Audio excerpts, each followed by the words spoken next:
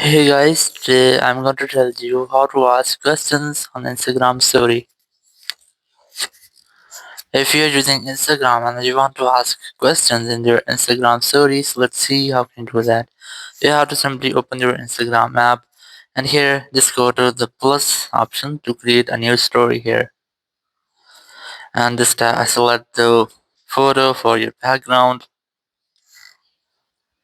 And here you just have to tap on this stickers option here and you will get a this type interface. Now you just have to select questions to add any questions here. Now just tap on this and you just have to ask the questions.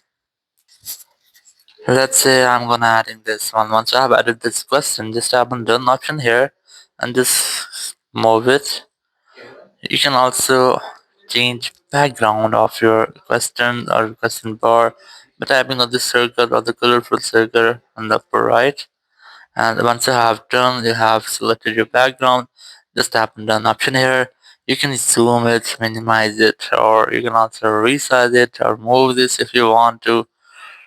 So once you have done, just tap on this your story option and it will be added to your story. So in this way, you can easily ask questions on your Instagram story. Thank you very much for watching the video.